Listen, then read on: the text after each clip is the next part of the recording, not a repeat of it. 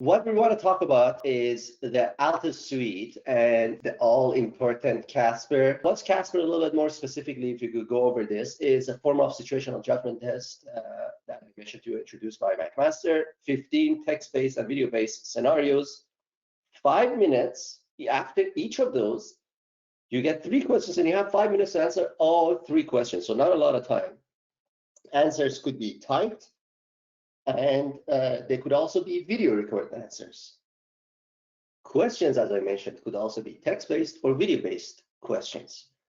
It's a major component for most medical schools. Some of them account for up to 1/3 of the pre-interview score, depending on which university you're applying to. Snapshot, on the other hand, is a short online virtual interview, and it's got 3 questions, 2 minutes to read and answer each question. And then the Duet is a type of online assessment that is meant to get a sense of your qualifications or your interests and what the mission statement and values of their schools are. So essentially a culture fit, but in the sense of a you versus a university. In case you've never seen any of our past events, my name is Beruz Momeni. I'm the CEO and founder here at BeMo. I'd like to introduce Ranza, who is our Associate Director of Consulting and one of our lead admission experts. First and foremost, we do not endorse or affiliate with McMaster or CASPer. This is something that was created by McMaster University. It's a public university in Canada that created a for-profit. Some individuals in that university eventually created a for-profit company called Altus Assessment, which, as I mentioned, we don't endorse or affiliate with. And they produced a test that they say is able to predict certain characteristics. The jury's still out there. Scientific research that's independent has not really validated that, but it's something that you have to take. A lot of medical schools require you to do that, and it's got 3 components. It's got the suite has the CASPer that most of you might know, but now they added Snapshot and Duet, and we're going to go over that and tell you how you could do well. So now the rationale, as the creators explain, or of course I'm paraphrasing again, we don't endorse, we don't affiliate with them. This is our understanding of what the rationale that they say it is, you know, that it's the more reliable test of your personality. It's it can tell whether the person is the right fit for med school and the future profession. For example, can it tell if this person is mature and professional? And you know, some of the characteristics tested by CASPer, as they claim, is, you know, different attributes that we've talked about that can be found in the core competencies of AMC or the CAN-MED roles. The point, guys, whether CASPer can do this or not, it doesn't matter. But the point of all of this, all the admissions tools, they were trying to figure out, you know, that, hey, we got your GPA and MCAT, and, you know, okay, you could memorize stuff. You have, you know, some understanding of sciences that we need you to understand before you get to med school. But are you a professional? You know, it's more than just memorizing facts. So that's why these other tools come in, interviews, CASPer, etc. That's the other qualities, the human side of being a physician that they're trying to assess.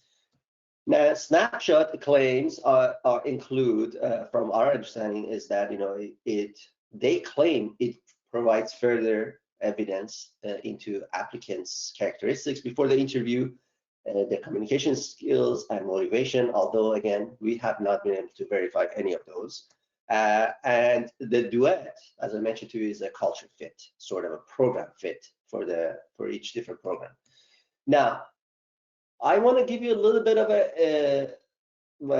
information in the context of McMaster University. Why? Remember, again, I'm going to emphasize, McMaster University, a publicly funded university in Canada, is a few individuals there are the people who are responsible for creating this for-profit company called Altus Assessment that does all of this stuff. So By inference, you could say that if McMaster's own medical school admission is the way it is, then maybe if other schools have bought into this, maybe they use the same or similar ways to assess students. So McMaster Medical School, 4% success rate. A lot of, now here's a really interesting, important thing that you need to understand is a lot of students with excellent admission test scores and grades, so MCAT and grades, do not get accepted every year. On the other hand, 30% of approximately of the accepted student had grades and MCAT scores below the mean accepted scores. So think about that. How could that be? That means you have to ace the CASPer, Snapshot, Duet, and of course, once you do that, after that, you also ace the MCAT. If you do that, you could even get in if you don't have perfect stats. That is the point. It also tells you that on the flip side, if you don't do well on these parts, you're probably not going to get in if a school is requiring you to write the CASPer. Again, remember, I'm generalizing here. Different school, from school to school, things are going to be different. But if you want to look at McMaster, which is started all of this, that's how it's done. Now, let's go through some myths versus facts. Yeah, absolutely. I could do that. So Sure. myth number one, there are no right or wrong answers. I mean, if this was the case, then we would not tell you the success rate would be around 4%. In fact, it would be 100%, and everyone would get in. So there are there are certainly more professional, more ethical responses depending on what they're testing you in a given prompt, and we will go over one with you.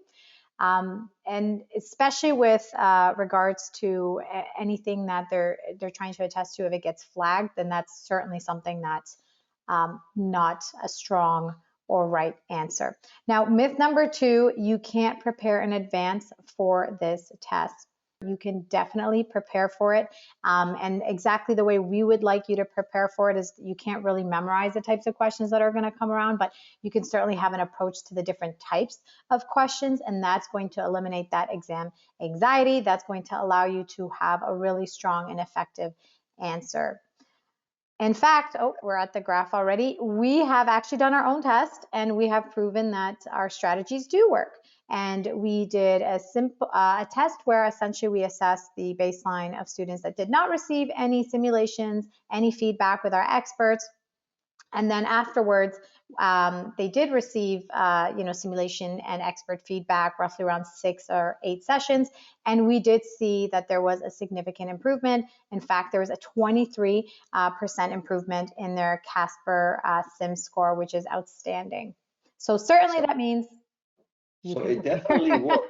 So don't let people tell you that you cannot prepare for it. Of course, in my opinion, when a test maker, is telling you whether you should prepare or not, they're always at a conflict of interest, because if they tell you that no, you can't prepare for it, then universities, who is essentially their customers, are going to say, well, if there's another thing I can prepare for it, then everybody can prepare for it. What's the point of your test?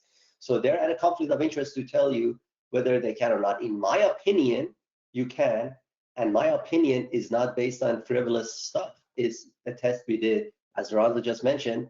This is the test we did in our own sample of students. As you could see, their practice score, we don't know about their actual scores because they do not provide the actual scores. Again, that's another thing that's not clear. Hopefully in the future, as people ask more and more, the transparency, they will provide it. They've started to provide quartile score at the time of this recording, but still not the raw score, so you can't tell. But at least in our practice test, we could see a student practice test going from what it is, improving up to 23%, which is significant. 5% improvement could mean the difference between acceptance and a rejection. Absolutely. So let's go to do some facts, Ronza. Yeah, so fact number one, it's like practicing any new skill. So you'll see here, we always stress perfect practice makes perfect, not necessarily just any practice, because we want to instill the right habits, the right foundation from the beginning to ensure that you are fully prepared and you have that solid foundation so you could be successful in your CASPer test. Of course, noting that when you're doing any sort of skill and learning any new skill, it doesn't just take one day. There's a lot that goes into it. So perfect practice makes perfect. And how do we do that? Fact number 2, best way to practice is using realistic simulations. So, right, this means just ensuring that you are practicing up to 15 everyday scenarios, testing different dilemmas. They're timed and you have the same setup. And this ensures that you are simulating what a potential CASPer would look like for you on the day of. Now, fact number 3, this absolutely means nothing if you're not getting feedback, right? And of course, we mean proper feedback from an expert. Much like learning any new skill, you cannot just hop on a bike, assume that you can ride it if you've never done it before. You need coaching. You need someone to help you out and let you know, what you're missing and what strategies you need to put in place so that you can be more effective and, of course, more efficient because it's still timed. And then fact number 4, we've stressed this out before, simply just relying on books, guides, and any crash courses alone are ineffective. Just like learning a new skill, you can't just read about it in hopes that you can excel it and become an expert. You need to do some of the steps I just mentioned before. And fact number 5, one of my favorites, is you must have a strategy for any possible type of question. This is probably the most effective when you put everything together. You're not going to be able to remember every type of question or every possible, or prepare for every possible type or dilemma that comes out, but you can certainly understand the types of questions and have a strategy in approaching each. And this will not only minimize the anxiety and the time that it takes, but more importantly, it's going to get you to have a more well-rounded, effective response. So how do you ace any question fast?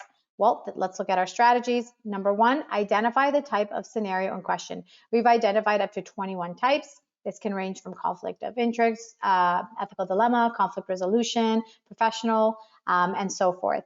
And this is important for you to identify and for you to understand because this is what you're being tested on, essentially, right? This is the theme of what you're hoping to address.